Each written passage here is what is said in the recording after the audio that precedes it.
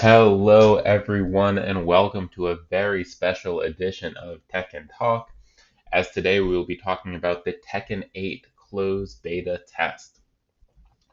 I'll start by saying I was very fortunate to get a Tekken 8 beta code. This was not by winning the email lottery, unfortunately, but I woke up around 8 o'clock on the day the codes were released, noticed I didn't get an email, but on Twitter, everybody was posting, like, oh my gosh, I got a code.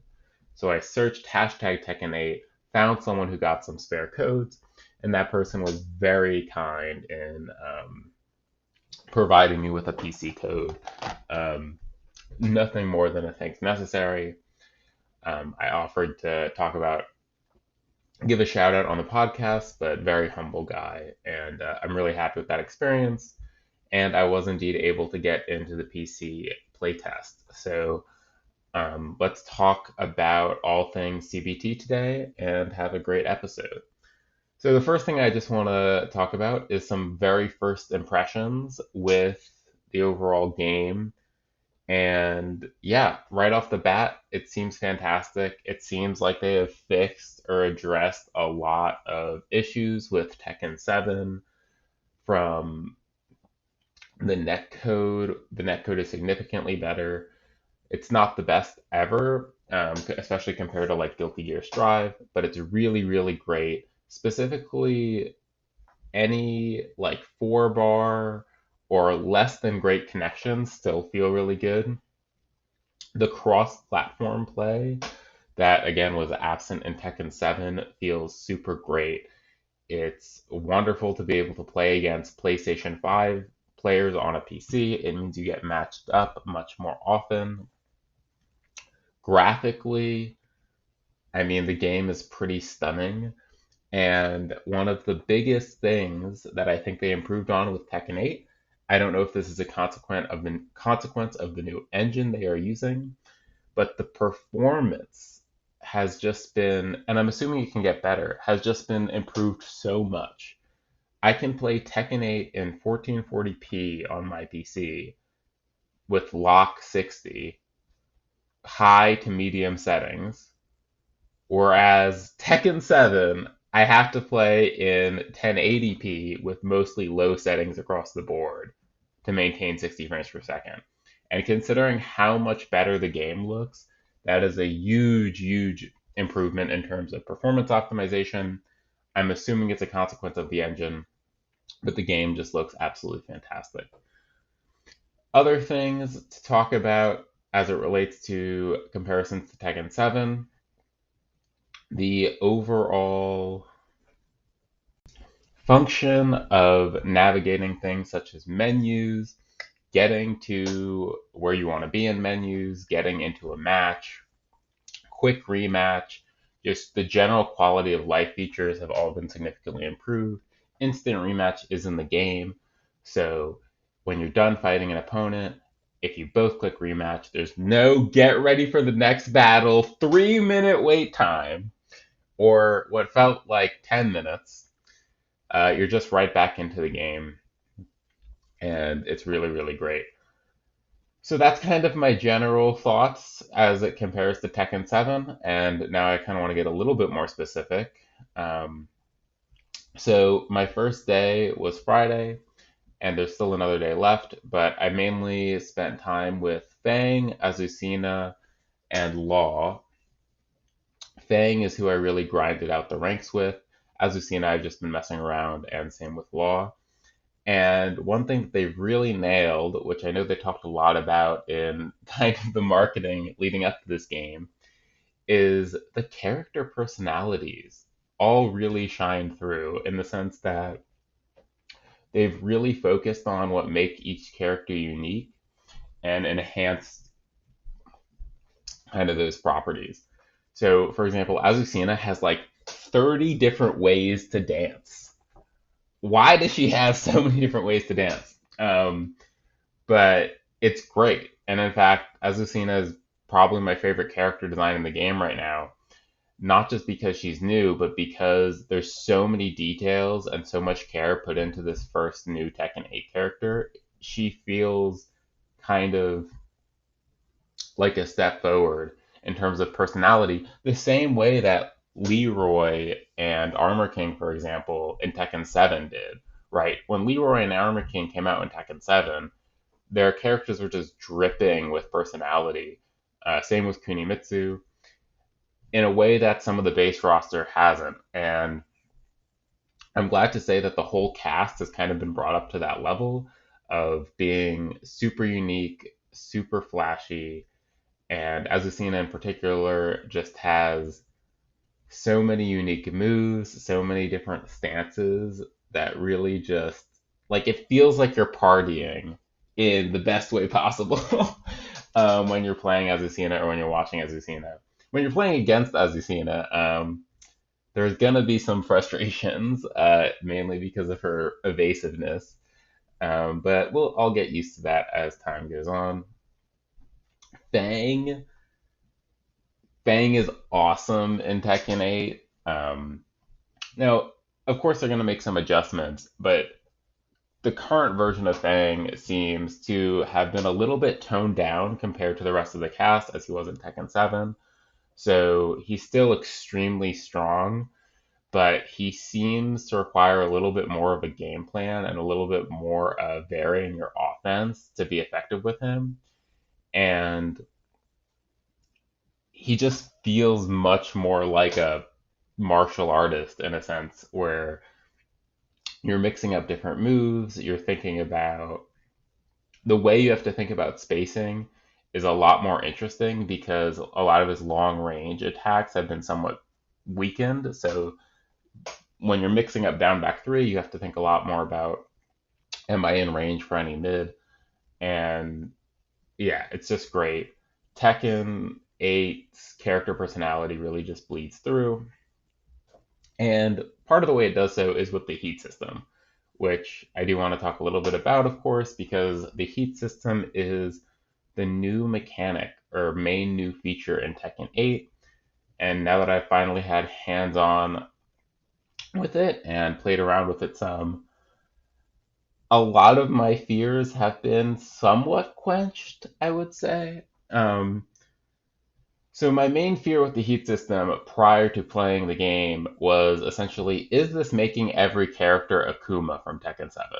So Akuma in Tekken 7, I think as time has gone on, has proven to be more and more of, I don't know if it's a problem, but clearly the strongest character in the game.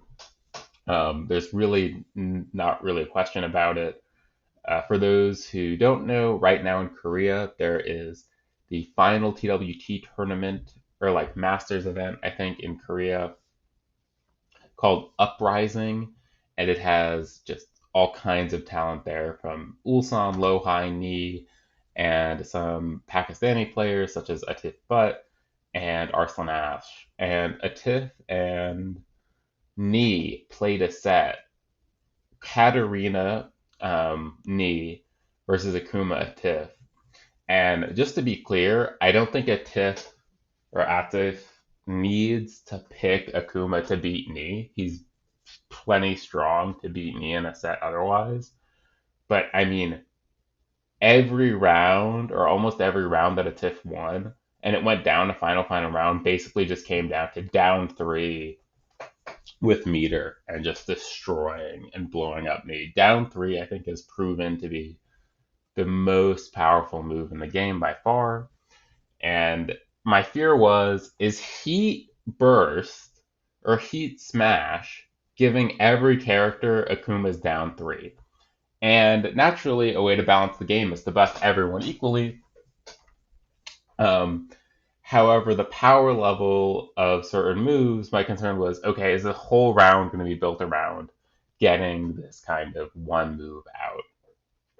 And my fears have, for the most part, gone away. So, how I saw most people using Heat, again, this is very, very early, right? We've had like 2 days with the game. And not only that, the Heat system has changed kind of dramatically since the CNT closed network test. But is basically, okay, when I'm kind of at an advantage and I need to kind of close out the game, I'm going to do a Heat Burst, I think. Um, so I'm going to activate Heat with the button bind 2-3. There is a dedicated button for it. I'm going to go into Heat, and I'm going to use my character specific Heat moves as well as my Heat Smash to try and either close out the round or stage a comeback, depending on where I'm at. Or, of course, use it in combos if you get a big launcher where it's worth it. But at no point, bar one exception, at no point did the Heat system feel like, okay, the whole round is going to be won or lost entirely based on the Heat interactions. Part of the reason for that is because a lot of the Heat offense, again, this is very early, but a lot of the Heat offense, like Heat specific moves, your move list is highly compressed. And it's highly compressed to a subset of like pretty powerful moves. But because it's a subset of pretty powerful moves, at least in the beginning stage, kind of the mental stack of dealing with your opponent on Heat wasn't too bad. I suspect as time goes on and players get better and better, they'll treat Heat with more variety and the mix-ups will become scarier. But in the meantime, I didn't really fight anyone who they use Heat, they go into Heat, and I feel like every round was just all about Heat, and it always came down to Heat Smash. The one exception is Jin. Jin seems ridiculous in Heat, partially because his Heat Smash does essentially rage art damage, and he just gets access to really strong lows and really strong tools. Disclaimer: I haven't played against everyone in the cast, especially against strong players, so I didn't really run into almost any Claudio or any June. But yeah, the Heat system seems fairly balanced to me. There are some pro players who voice their concerns, and I'm sure they have like a better vision into the future of how the Heat system will develop than me. But in the meantime, the Heat system has not made Tekken 8 it does not seem so far has made Tekken 8 a huge departure from Tekken 7. So for those who are concerned, like, man, Tekken 7 is pretty close to like the Tekken experience I want. The Heat system does not, at least at the moment, drastically shift Tekken 8 away from Tekken 7, which could be a pro or a con, right, depending on how new of a game you're looking for.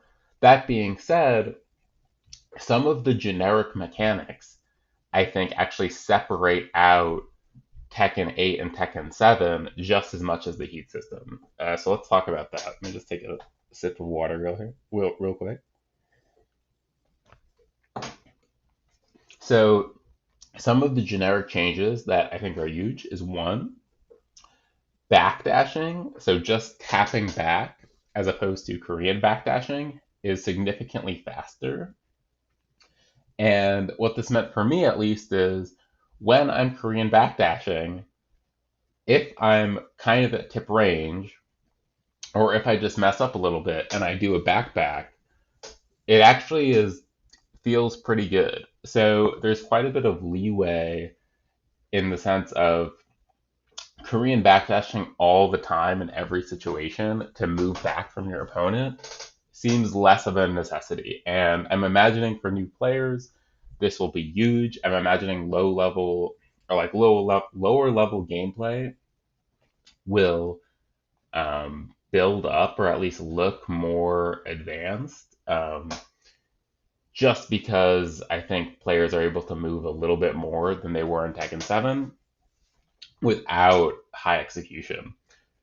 Side steps seem stronger, I think, so I can't tell, and I'm assuming someone will do analysis on this, if side steps have become stronger or if more moves have become more linear. But sidestepping felt great with most of the cast. At least when I say most of the cast, I mean I was playing Fang, for instance, but the people who were sidestepping me in different situations, it felt reliable from their point of view, and it felt like I could reliably use sidestep as a defensive tool in the situations that you would expect, right? So if someone went to a low and it is kind of minus on hit, and I am expecting a wall standing 4, I can maybe sidestep to the left and get a launcher pretty reliably. And in Tekken 7, that was also true, but it felt like the timing was a little bit tighter. So the leeway for inputting your sidestep and getting your sidestep out also feels a little bit better. Another huge change is just the whole Oki system is a pretty big overhaul. I think most people know this, but get up kicks have been nerfed, yes, but I would say better balanced. So everyone knows get up 3 in Tekken 7, the get up low. If it counter hit, you got a full combo in the case of Kazuya with rage on a floor break stage. You got like a 80 damage or 90 damage combo or something ridiculous for a get up counter hit 3. A get up counter hit 4 would knock down, meaning if you just hit someone with a get up counter hit 4, you can run in for kind of OP yourself sometimes. And the whole knockdown mechanic of get up kicks, including spring kicks, as far as I can tell, is completely gone. Meaning counter hit, not counter hit, spring kick, or regular get up kick, it is not a knockdown. And in fact, it's just plus on block, or plus on hit. Wait, is it plus on hit? It might not be plus on hit, but it's safe. It's not safe. I think the get up mid is now safe on block. And the whole Oki system just feels much better from an offensive point of view. And from a defensive point of view, it feels like you need to think a little bit more. Whereas before it was just like, okay, do I do a get up 3 or a delayed get up 3? And yeah, it feels really great both from an offensive and a defensive point of view, in my opinion. Another big system change is low parry combos have been significantly nerfed. And I actually think combo damage overall feels a little bit nerfed from Tekken 7, which, again, I think is important given the heat system and given how powerful being in the heat state can be.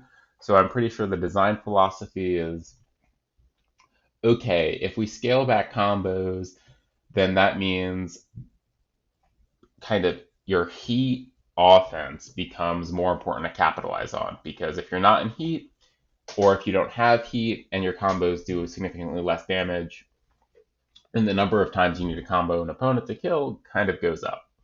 So I think it's a simple equation and it feels pretty balanced and pretty good. I do, however, want to get into a critique I have with the gameplay, as well as a couple other cons I experienced with the CBT. And that is that some of the interactions do feel a little bit stiffer than Tekken 7. So if we think back to the last few changes that Bamco made to Tekken 7, one of the most controversial ones was the jump over at the wall change, where basically you used to be able to cross ups or jump overs into backturn setups at the wall as Oki.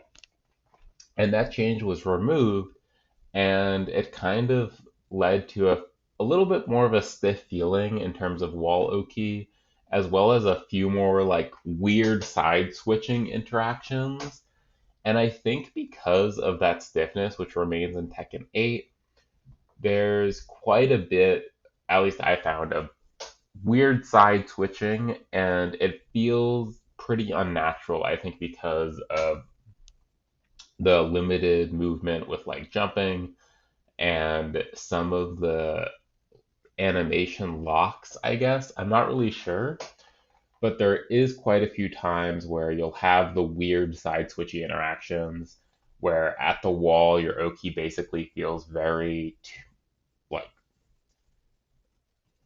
stiff or you have your two options or maybe three options and that's kind of all you have. So a little bit more creativity in terms of freedom of movement and a little bit more fluid side switching interactions, I think would help the game a lot, both visually, because if you watch Tekken streams and you see it happen, it doesn't look good, and also playing, it doesn't particularly feel good. As far as other critiques with the functionality of the CBT, I'm not going to talk too much about, like, you know, some of the unfortunate moderating of the chat or filters of the chat in the Tekken Fight Lounge. I saw some rather unfortunate messages there. The Tekken Fight Lounge, I'm not going to say is a con at all. In fact, I think it's pretty fun. However, the necessity of like finding a player to interact with them, I found it makes sense, right? Because it's like a physical space. But for example, with Ghost Battle, one of my most exciting features, it felt not great because it basically meant I had to go around clicking on each person's profile, seeing like their rank or Tekken prowess, being like, do I want to try and, or like their main character, being like, do I want to try and ghost battle this person? So, from the Ghost Battle perspective in Tekken Fight Lounge, just being able to see everyone in the Fight Lounge, select their profile, and fight their ghost, I think would be significantly more helpful and also a significantly easier way to find players of your similar skill level or find players of a certain character that you want to fight against. Getting into Ghost Battle, which was my most highly anticipated feature, the feature I was most excited about, I unfortunately did not find a ghost that impressed me nearly as much as the marketing release with Mishimaster. Mishimaster? I think Mishimaster. Anyway, the balance director at Bandai Namco, he played games with Kazuya, and his ghost just looked awesome. Like Korean backdashing, wave dashing all over the place, applying mix-ups, blocking certain things. Unfortunately, that wasn't really my experience playing Ghosts, and in fact, one of the biggest issues I had playing Ghosts is move spam. So Fang's down forward 1 is minus on block, 14 frame startup, and for most of the Ghosts that I played, I could just run up to them, spam down forward 1 over and over again, and only a fraction of them knew how to deal with it. And the issue with that is the Ghosts model, when you play it, is essentially stationary, which means if it doesn't block down forward 1 in neutral, or like doesn't interrupt it or do anything with it, then the chances are that it does something different on the third down forward 1 is relatively small. So I would beat Ghost just by running up down forward 1, down forward 1, down forward, with Fang, keep in mind, not like with a generic -1 down forward 1, 13 frame down forward 1, but with a slower, more minus on block down forward 1, and I could just totally destroy the ghosts. And a couple of the ghosts did deal with it. So, for example, one ghost backdashed and pressed the button, another ghost down jabbed. But overall, I was a little bit disappointed in that feeling. I'm sure as I find more and more strong players and play their ghosts, as people play more and more, the models will get better. Um, but yeah, just the process of finding someone's ghost, playing it, and the actual in-game experience was good, and it was impressive, but it wasn't quite what I was hoping for yet, at least. Again, as time goes on, that could be improved. The best interaction probably I did have with the ghost, however, was I was playing a Jin ghost, and the down forward one strategy was working in neutral. But when I got to the wall, the Jin fought back, which basically tells me that the ghost's input, or how the ghost is trained, takes into account, for example, wall positioning. And yeah, it was just a nice moment of like, okay, at least there's some responsiveness and some dynamic behavior depending on where we are in the stage. One last critique about the ghost system is I couldn't find a way to play my own ghost. I'm assuming that will be available in practice mode come the final build, but I was really, really looking forward to that because once you can play your own ghost, you can really, really uh, understand more about how the AI works and how good the AI models actually are. But that was my overall thoughts on the CBT. I don't think there's much else um, I want to go over. It's only 2 or 3 days, so it's hard to get hands on every character or make a deep dive in every character. But I hope you're all watching, live streams, commenting, tweeting about it, because really Tekken 8 just seems like a super exciting, super great game. I think everyone's very excited for it for January, and I think currently it seems like it's going to outdo Tekken 7 in terms of overall experience, which would be great because Tekken 7, no matter what you may say about it, it has problems. But I think looking back, it was huge, huge for not only the Tekken community, but also the FGC, right? It grew fighting games a lot. It has, I think, most of the most viewed clips on YouTube, and I think it grew the player base, and I think we're seeing that with the excitement for Tekken 8. So yeah, I might post another discussion about Tekken 8, depending on how the next day goes with the CBT. But first 2 days, those are my impressions. Let me know. You can tweet at me. My Twitter is in the description. Your impressions. Thanks for listening. And if you do have a code, make sure you have fun and keep playing Tekken 8. Thanks.